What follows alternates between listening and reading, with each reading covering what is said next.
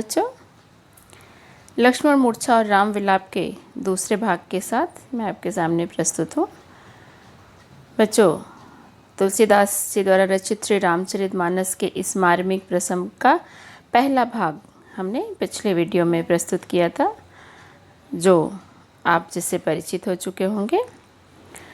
उसमें हमने पढ़ा था, अस विचार जिय जागहु ताता, मिलई न जगत सहोदर भ्राता। अर्थात रामचंद्र जी विभिन्न तरह की बातें लक्ष्मण के प्रति, मूर्छित लक्ष्मण के प्रति कहते हैं, और उसी कड़ी में वो यहाँ भी कहते हैं कि मैं अगर जानता तो तुम्हें यहाँ लेकर आता, नहीं वन नहीं आता। माता धन घर परिवार पत्नी बार बार मिलते हैं, पर तुम जैसा सगा भाई, तुम जैसा प्रिय भाई दुनिया में दोबारा नहीं मिलता। हे भाई लक्ष्मण, कम से कम यही सोचकर तुम उठ जाओ, क्योंकि तुम्हारे बिना मैं अपने जीवन की कल्पना नहीं करता था। इन पंक्तियों तक हमने पढ़ लिया था। अब आगे हम देखते हैं। जथा पंख बिनु खग अति दीना, मन बिनु फन करिवर करहीना। अस मम जीवन बंधु बिन तोही, जो जड़ दैव जियावै मोही। यहाँ रामचंद्र जी एक दृष्टांत, एक उदाहरण पेश कर रहे हैं कि यदि तुम नहीं रहोगे तो मेरा जीवन कैसा होगा। हे भाई लक्ष्मण, जैसे पंख के बिना पक्षी, मणि के बिना सांप, फणी मतलब सांप, करिबर सूंड के बिना, कर मतलब हाथी, हीन और अति दीन होता है, अर्थात असहाय और बड़ा बेचारा सा होता है, दीनहीन होता है। जैसे पंख के बिना पक्षी, मणि के बिना सांप और सूंड के बिना हाथी अत्यंत दीनहीन होता है, वैसे ही अस यानी वैसे ही मम मेरा जीवन, हे बंधु बिनु तो ही तुम्हारे बिना, हे भाई लक्ष्मण तुम्हारे बिना मेरा जीवन भी वैसा ही होगा। वो भी तब, जो जड़ दैव जियावै मोही। जो यानी जब, जड़ दैव कठोर भाग्य, विधाता निष्ठुर विधाता, मोही मुझे जियावै जिलाएगा। अर्थात तुम्हारे न रहने पर मैं अपने जीवन की कल्पना तो कर ही नहीं सकता। शायद मैं भी नहीं रहूं, मैं भी न बचूं, लेकिन किसी का जीना मरना उसके हाथ में नहीं, विधाता के हाथ में होता है। और यदि वह कठोर विधाता, यहाँ कठोर रामचंद्र जी क्यों कह रहे हैं कि तुम्हारे शोक को झेलने के लिए मुझे यहाँ छोड़ना, ये ईश्वर की कठोरता ही होगी।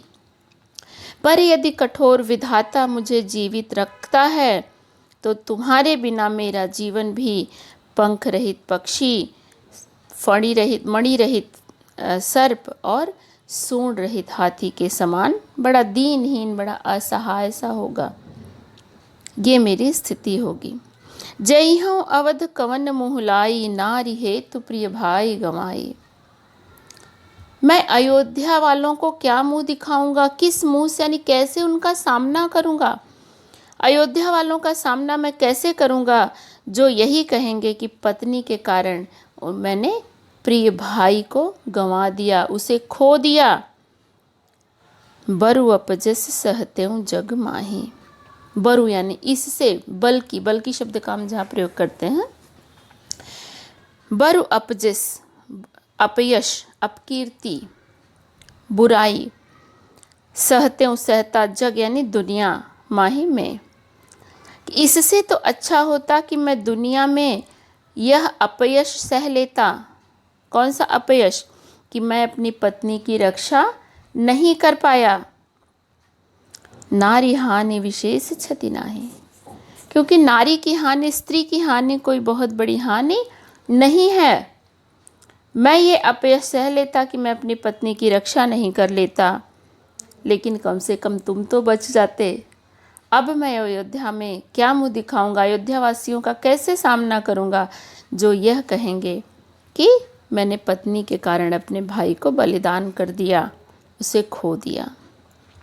बच्चों, यहाँ पर ये जो पंक्ति आती है, इस पर बड़ी आलोचनाएं होती हैं। नारी हानि विशेष क्षति नाही, तो इस पे बहुत से जगहों पे बहुत लोग प्रश्न उठाते हैं कि राम तो मर्यादा पुरुषोत्तम थे और सीता के कारण ही, सीता के सम्मान की रक्षा के लिए उन्होंने इतना सब कुछ किया, पूरी रावण जाति का सर्वनाश कर दिया, असंभव से काम किए, समुद्र पे पुल बना लिया, लंका का नाश कर दिया, रावण जैसे महापराक्रमी को मार दिया पूरे कुल के साथ, उसके बाद भी राम ऐसा कह रहे हैं।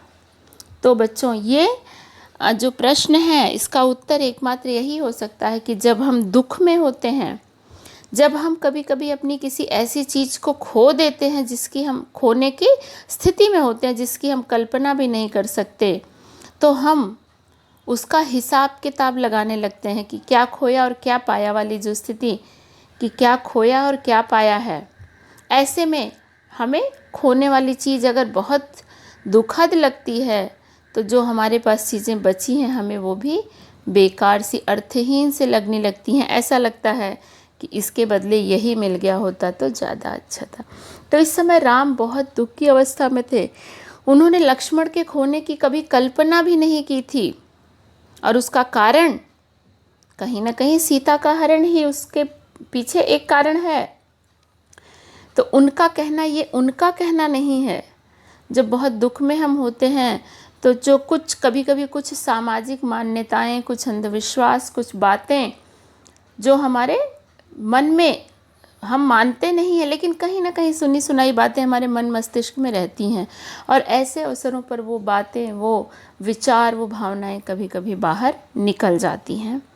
तो ऐसे में उनके मन से ऐसी ही बात निकलती जो समाज में, दुनिया में, लोगों में उन्होंने सुना था कि नारी की हानि कोई बहुत बड़ी हानि नहीं है, लेकिन भाई दोबारा जीवन में नहीं मिलता। स्त्री तो दूसरी भी पाई जा सकती है, पत्नी दूसरी भी मिल सकती है, लेकिन भाई दूसरा नहीं मिलता। इसी जो एक लोक कथन है उसी चीज़ को कहीं ना कहीं समय राम शोक की अवस्था में अपने मुंह से बोल देते हैं। अब अपलोक शोक सुत तोरा, सहे ही नठुर कठोर उर मोरा। हे पुत्र, हे लक्ष्मण, अब तुम्हारा यह शोक, निठुर यानी निष्ठुर, कठोर, उर मतलब हृदय, मोरा मतलब मेरे, अब तुम्हारा यह शोक मेरे निष्ठुर और कठोर हृदय को अपलोक में भी सहना पड़ेगा। अपर लोक यानी दूसरा लोक, अर्थात इस लोक में तो मैं तुम्हारा शोक सहूँगा ही, जब तक जीऊँगा तब तक दुख और पश्चाताप की आग में जलता रहूँगा, लेकिन मरने के बाद भी मुझे चैन नहीं मिलेगा, तब भी मैं इस दुख से छुटकारा नहीं पाऊँगा। तो हे भाई लक्ष्मण, तुम्हारे इस शोक को, मेरे निष्ठुर और कठोर हृदय को आजीवन, यहाँ तक कि मृत्यु के बाद भी मुझे इससे छुटकारा नहीं मिलेगा, मुझे ये सहना ही पड़ेगा। निज जननी के एक कुमारा, तात तासु तुम प्राण आधारा। अपनी माँ के तुम एक पुत्र थे, उसके प्राणों के आधार थे, उसके जीवन में सब कुछ थे, जीवन का आधार थे। यहाँ पे बच्चों कभी कभी कुछ बच्चे प्रश्न करते हैं कि उनकी माँ के तो 2 पुत्र थे, तो यहाँ पे ये नहीं कहा गया कि एक ही कुमारा, एक कुमारा, अपनी माँ के एक पुत्र थे, 2 में से एक पुत्र तुम थे। और एक माँ के चाहे जितनी संतान हो, हर एक के लिए उसका प्रेम उतना ही होता है। तुम्हारा स्थान उसके लिए अलग था, दूसरे पुत्र का अलग है। हर एक के लिए अपने अपने जो भाग होते हैं उतनी ही ममता सबके लिए होती है। तो अपनी माँ के तुम एक पुत्र थे, उसके जीवन के आधार थे। सौंपे सी मोहि तुम्हि गही पानी, सब विधि सुखद परम हित जानी। कि जब मैं वन को आ रहा था तो उस माँ ने सौंपे सी मोहि, मुझे सौंपा, तुम्हि यानी तुम्हारा, गही यानी पकड़ कर, पानी मतलब हाथ, पाड़ी, संस्कृत के पाड़ी शब्द से ये पानी बना हुआ है। कि जब मैं वनवास आ रहा था तो उस माँ सुमित्रा ने तुम्हारा हाथ पकड़कर मुझे सौंपा था। सब विधि सुखद परम हित जानी, उसने ये जानकर सौंपा कि मेरे साथ रहकर तुम्हारे लिए हर तरह से सुखद और हितकर ही होगा। तुम्हारे जीवन में कोई अहित तुम्हारा नहीं होगा मेरे साथ रहोगे तो। और मेरी सेवा के लिए उसने तुम्हें मुझे सौंप दिया जब मैं वन को आ रहा था। उतर काहु देहऊँ ते जाई, उठ किन मोहि सिखावऊ भाई। रामचंद्र जी बड़े दुखी होके कहते हैं, बहुत अब समझ में नहीं आ रहा कि क्या करूं, कि हे भाई, उतर काहु देहऊँ ते जाई, देहूँ ते यानी उस माँ सुमित्रा को देहऊँ दूंगा, काह क्या उत्तर, जाकर अयोध्या वापस जाकर मैं उस माँ सुमित्रा को क्या उत्तर दूंगा, क्या बताऊंगा कि जिस लक्ष्मण को आपने मुझे सौंपा था वो लक्ष्मण कहाँ रह गया। उठ किन मोहि सिखावो भाई, हे भाई उठो, तुम ही मुझे सिखाओ मैं क्या करूं, मैं कैसे सुमित्रा माँ का सामना करूंगा, उन्हें क्या दूंगा, कुछ समझ में नहीं आ रहा है। उठो, तुम ही बताओ, तुम ही मेरी इस दुविधा का अंत करो कि मैं माँ सुमित्रा को क्या कहूँगा।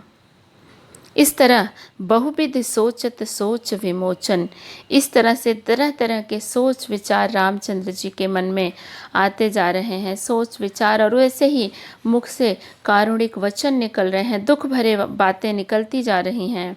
और उधर श्रवत सलिल राजीव दल लोचन, राजीव दल यानी कमल की पंखुड़ियाँ, कमलवत, उनकी कमलवत लोचन यानी आँखों से सलिल जल, श्रवत यानी बहता जा रहा है, उनके कमल जैसी आँखों से लगातार आंसू गिरते जा रहे हैं और मस्तिष्क में तरह तरह के विचार चल रहे हैं, मुँह से दुख भरे वचन निकल रहे हैं। इतनी कारुणिक अवस्था इस समय राम जी की है। उमा एक अखंड रघुराई, नरगति भगत कृपाल दिखाई। ये पंक्ति है जो इसे बच्चों ध्यान रखिएगा, इसका प्रसंग बिल्कुल अलग है। जैसा कि तुलसीदास जी ने रामचरितमानस की कथा लिखी है तो वो उस कथा के सीधे वक्ता नहीं हैं।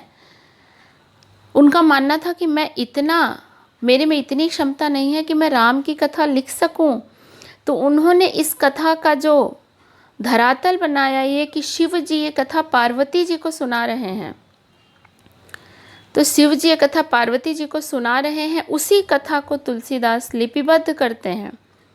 और बीच बीच में शिव जी स्वयं भी प्रकट होकर, कहीं कहीं शिव जी आते हैं, बीच में शिव जी का प्रवेश होता है कहीं किसी अवसर पर, कहीं कहीं पर बीच बीच में आकर उसे और रोचक बना देते हैं। ठीक उसी तरह से जैसे हम देखते हैं कि कोई नाटक चलते हैं, सूत्रधार पीछे से कुछ कहता है, नरेटर या सूत्रधार जो होता है पीछे से कुछ कहता है, आगे नाटक चलता है, बीच बीच में नरेटर स्वयं भी प्रकट हो जाता है, सूत्रधार स्वयं आ जाता है कथा को और थोड़ा प्रवाह देने के लिए। तो कुछ इसी प्रकार की बातें इसमें भी हैं कि राम कथा अनवरत रूप से चलती जा रही है, बीच में कहीं कहीं शिव जी आ जाते हैं एक वक्ता के रूप में, एक पात्र के रूप में, और उस कथा को और थोड़ा गति, थोड़ा प्रवाह, थोड़ी रोचकता देते हैं। वैसे ही कुछ यहाँ पे है कि शिव जी ये कथा सुनाते हुए पार्वती जी से कहते हैं कि हे उमा, ये राम का अखंड स्वरूप है, राम का शाश्वत व्यक्तित्व है, महान व्यक्तित्व है, जो नरगति भगत कृपाल दिखाई।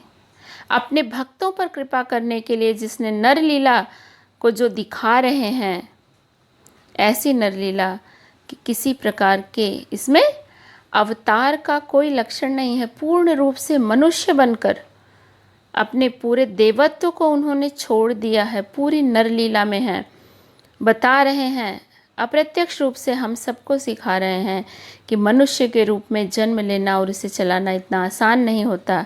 जब हम मनुष्य बनकर जन्म लेते हैं तो हमें बहुत सारी कठिनाइयों का, संघर्षों का, दुखों का सामना करना ही पड़ता है, चाहे वो ईश्वर ही क्यों ना हो।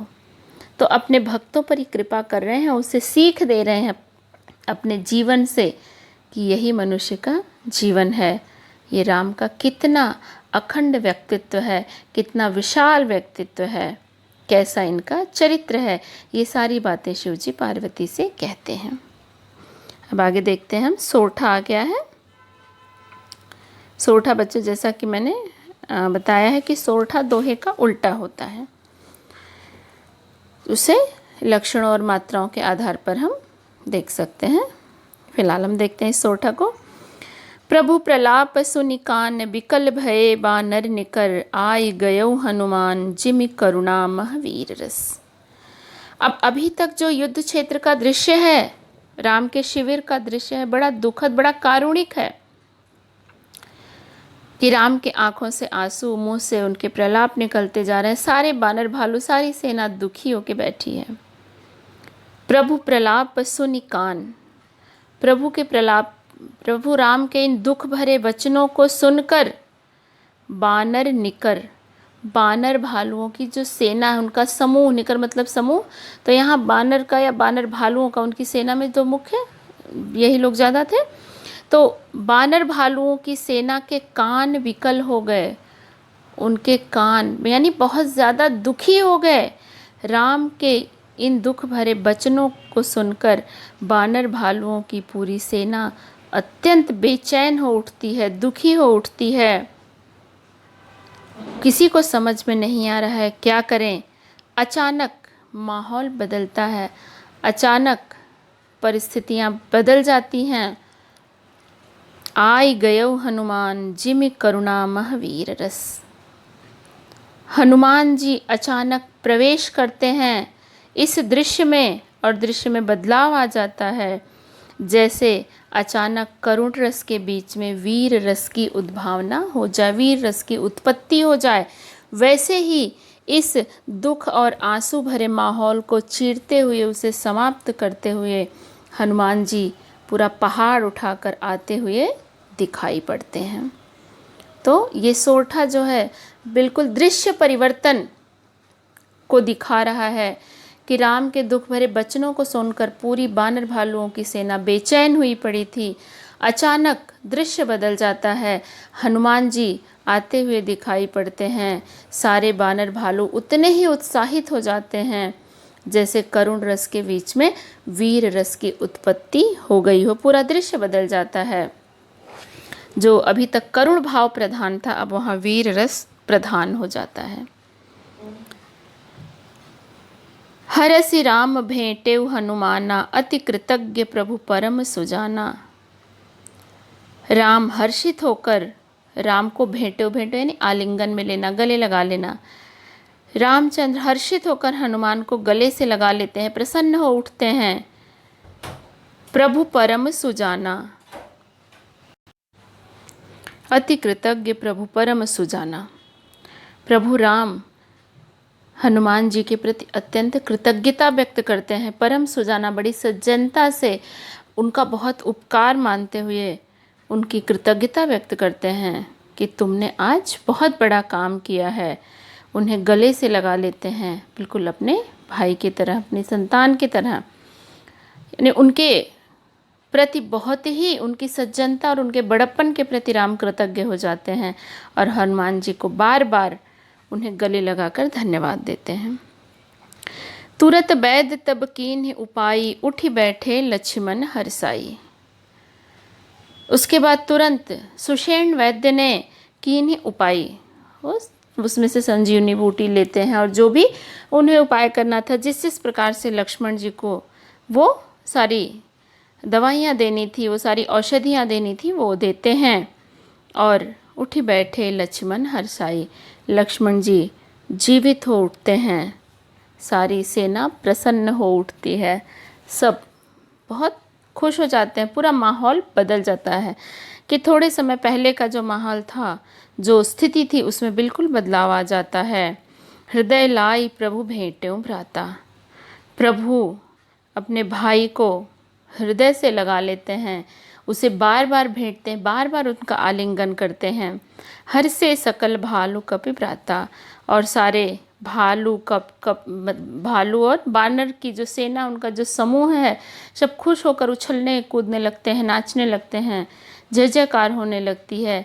यानी थोड़े समय पहले वाला जो करुणा का माहौल था वो पूरी तरह से खुशियों में बदल गया है, पूरी तरह से परिस्थितियां बदल चुकी हैं। कपि पुनि वैद तहाँ पहुँचावा, जेहि विधि तबहि ताहि लई आवा।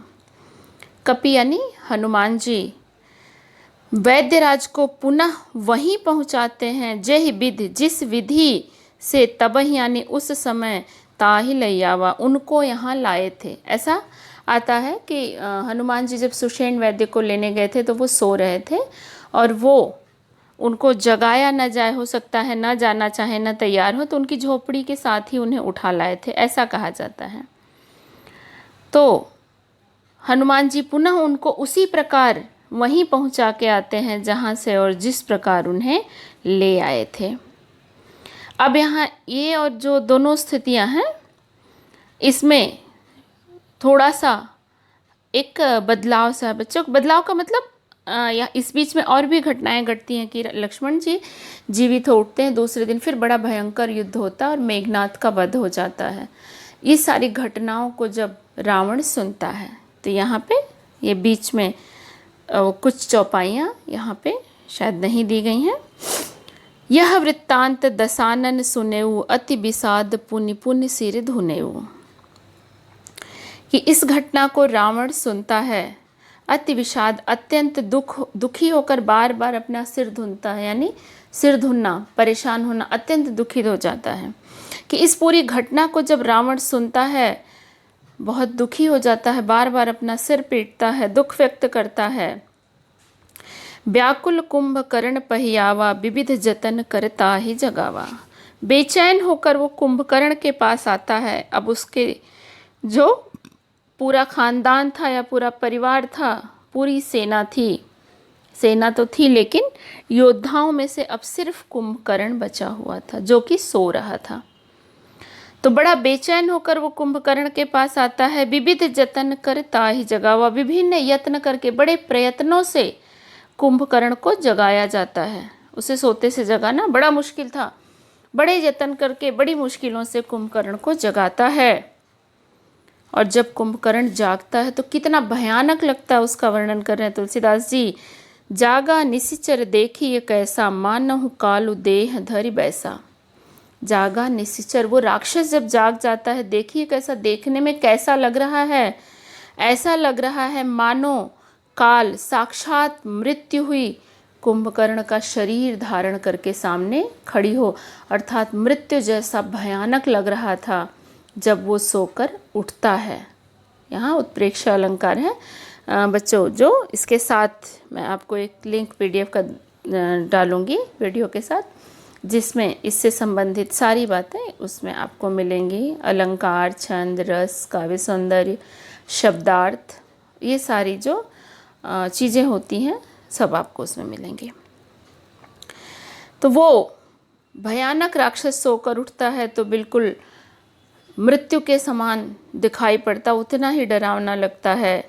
और जब वो अपने सामने रावण को देखता है, रावण का मुख देखकर वो कुछ जान लेता है कि कुछ तो दुखद हो रहा है, कुछ बुरा हो रहा है। कुंभकर्ण बूझा कहु भाई, काहे तब मुख रहे सुखाई। कुंभकर्ण बूझ जाता है, बूझता है नहीं, बिना कहे ही समझ जाता है कि कुछ तो खराब हो रहा है, कुछ तो गलत हो रहा है। कहता है कहो भाई कहो, काहे तव मुँह रहे सुखाई, तुम्हारा मुँह इतना सूखा क्यों है, इतना उतरा क्यों हो, उदास क्यों हो, दुखी क्यों हो। रावण को वो देखकर जान जाता है कि कुछ तो बहुत बड़ा हो रहा है, जिसके कारण रावण जैसा व्यक्ति भी इस तरह का कि मुख मुद्रा के साथ खड़ा है। वो रावण से पूछता है कि कहो क्या हुआ, मुझे क्यों जगाया बीच में, नींद के बीच में, और तुम्हारा मुँह ऐसा क्यों हुआ है, वो सारी बातें पूछता है। कथा कही सब ते ही अभिमानी, जेहि प्रकार सीता हरियाणी। इसी के साथ वो अभिमानी रावण वो सारी कहानी कुंभकर्ण को बताता है कि किस प्रकार सीता का हरण हुआ और उसे लंका लाया, और उसके बाद क्या क्या हुआ, वो सारी घटनाएं रावण एक एक करके कुंभकर्ण को सुनाता है, उसे बताता है। तात कपिन सब निशिचर मारे, महा महा जोधा संहारे। दुर्मुख सुर रिपु मनुज आहारी, भट अतिकाय अकंपन भारी। अपर महोदर आदिक बीरा, परे समर मही सब रणधीरा। तात कपिन सब निशिचर मारे, हे भाई इन बानरों ने, इन बानर भालुओं की सेना ने हमारे सब राक्षसों को मार दिया। निशिचर यानी राक्षस, सब राक्षसों को मार दिया। महा महा जोधा संहारे, बड़े बड़े योद्धा, जोधा मतलब योद्धा, ये अवधी भाषा में, ग्रामीण बोलचाल की भाषा में अक्सर य को ज और जो उसके आधे शब्द हैं वो मिला के एक कर दिए जाते हैं। और य का ज बहुत उससे फ्रीक्वेंटली बहुत यूज़ होता है, जैसे योद्धा का जोधा, यमुना का जमुना, तो इस तरह की बातें, इस तरह के शब्द जो है बदलाव में आ जाते हैं। जोधा यानी योद्धा, संहारे मतलब मारना, कि हे भाई, इन बानर भालुओं की सेना ने हमारे सारे राक्षसों को मार दिया, हमारे बड़े बड़े योद्धाओं का वध कर दिया। दुर्मुख सुर रिपु मनुज आहारी, दुर्मुख, और यहाँ पे आगे इस पूरी पंक्ति में बहुत सारे योद्धाओं का नाम दिया है, पहले हम उनका नाम लेंगे और मनुज आहारी का अर्थ सबसे अंत में लगाएंगे। दुर्मुख, सुर रिपु यानी मेघनाथ, भट्ट, भट्ट वैसे योद्धा को कहते हैं, तो यहाँ भट्ट योद्धा को भी हो सकता, भट्ट नाम का उनका कोई और बड़ा योद्धा भी हो सकता। अतिकाय, वो भी एक योद्धा था। अकंपन, योद्धा, भारी यानी बड़े बड़े, कि दुर्मुख, मेघनाथ, अतिकाय, अकंपन जैसे बड़े बड़े भट्ट, बड़े बड़े योद्धा मनुज आहारी, इन मनुष्यों के आहार हो गए, इन मनुष्यों के द्वारा मार डाले गए। यहाँ पे मनुष्यों के द्वारा यानी राम और लक्ष्मण, ये जो दो थे, जो सेना नायक दोनों थे, ये मनुष्य थे। तो ये हमारे ये बड़े बड़े योद्धा, बड़े बड़े राक्षस योद्धा इन मनुष्यों के द्वारा मार डाले गए, इनके आहार बन गए। अपर महोदर आदिक बीरा, अपर यानी दूसरे, महोदर आदि वीर भी, इतने ही नहीं, दूसरे महोदर और अन्य वीर भी, बहुत सारे बड़े बड़े योद्धा। परे समरमहि सब रणधीरा, समर यानी इस युद्ध क्षेत्र में हमारे सारे रणधीर, सारे जो बलशाली योद्धा थे इस समर में पड़ गए, यानी समाप्त हो गए। इस प्रकार ये सारी कथा रावण कुंभकर्ण को बताता है, युद्ध की स्थिति से अवगत कराता है, और साथ ही साथ एक तरह से उसे ये भी कहना चाहता है कि अब तुम ही बचे हो, तुम्हारी जिम्मेदारी, मैं और तुम दो ही लोग बचे हुए हैं अब इस युद्ध में। इस जो अपने युद्ध का नेतृत्व करने वाले हम दो बस बचे हैं। सारी घटनाएं सुनाता है। सुनि दस कंधर वचन तब कुंभकर्ण बिलखान, जगदम्बा हरि आने अब सठ चाहत कल्याण। सुनि दस कंधर वचन तब, रावण के उन वचनों को सुनकर तब कुंभकर्ण बिलखान, कुंभकर्ण दुखी हो जाता है, रुआंसा हो जाता है, या कह सकते हैं रोने लगता है। रोने क्यों लगता है? उसका पूरा परिवार नष्ट हो चुका है। जब तक वो सो रहा था वो निद्रा में था, और बाकी पूरा का पूरा सारे भाई भतीजे बच्चे सब चिर निद्रा में लीन हो जाते हैं। उसे कोई भी जीवित अवस्था में नहीं मिलता है।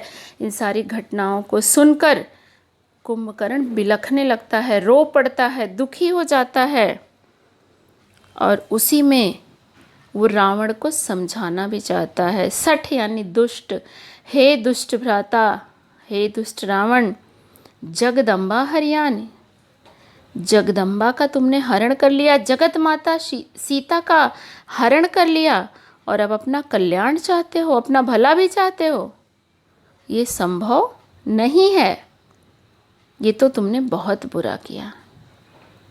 और इस प्रकार कुंभकर्ण रावण को समझाने का प्रयास करता है।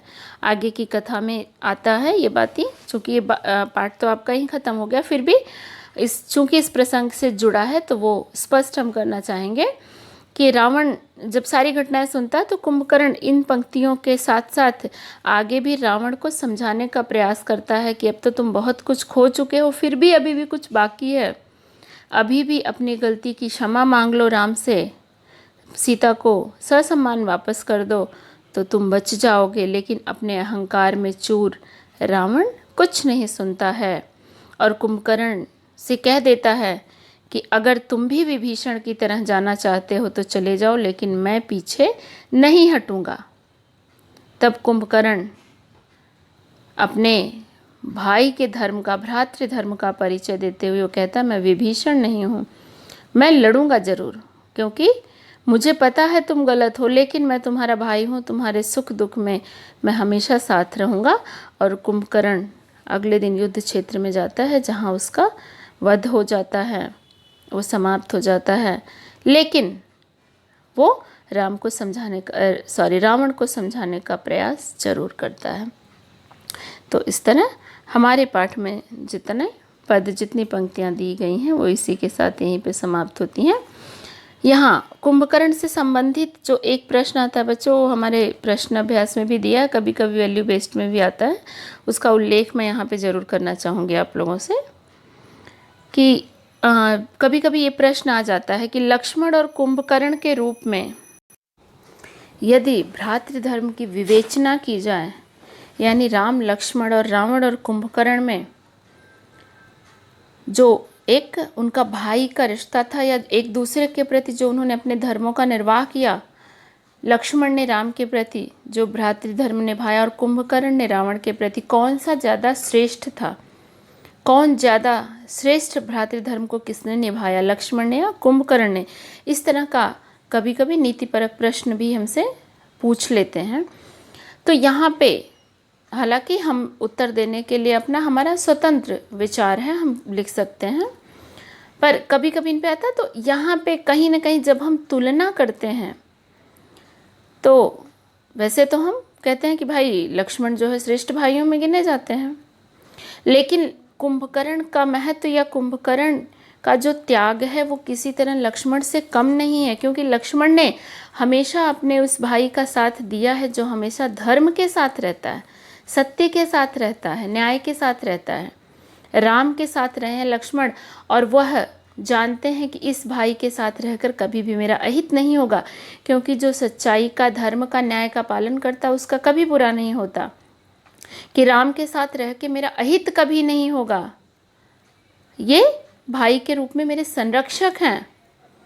और लक्ष्मण दूसरी तरफ कुंभकर्ण यह जानते हुए भी कि इस भाई का साथ देकर जो अधर्मी है, जिसने अन्याय का, अहंकार का साथ दिया है, इसके साथ रहकर मेरा भला नहीं होगा, मेरी मृत्यु निश्चित है, फिर भी वो अपने भ्रातृधर्म का पालन करता है। तो कुंभकर्ण का त्याग, उसका व्यक्तित्व किसी भी तरह से एक अच्छे भाई के जो निश्चित धर्म है या उनके जो मानक हैं उससे कहीं भी कोई कम नहीं है। तो इस तरह के जब प्रश्न आते हैं तो हम अपने विचार और अपने तर्कों के साथ उसका उत्तर लिख सकते हैं। तो इसी के साथ बच्चों तुलसीदास जी का ये पाठ यहीं पे समाप्त होता है। तो आप इसे पढ़िएगा, निश्चित रूप से आपकी सारी शंकाओं का समाधान होगा। एक बार, दो बार, कभी कभी कुछ शब्दों के अर्थ अगर छूट गए हों तो जो मैं इसके साथ एक लिंक अटैच कर रही हूँ उसमें आपको इसका पूरा PDF मिलेगा, जिसमें इससे संबंधित बहुत सारी बातें, उन्हें आप पढ़िएगा और आपका पूरा पाठ बहुत अच्छे से तैयार हो जाएगा। इसी के साथ मैं आपका धन्यवाद व्यक्त करती हूँ और अगले फिर दूसरे किसी पाठ के वीडियो के साथ आपके सामने पुनः प्रस्तुत होंगी। धन्यवाद बच्चों।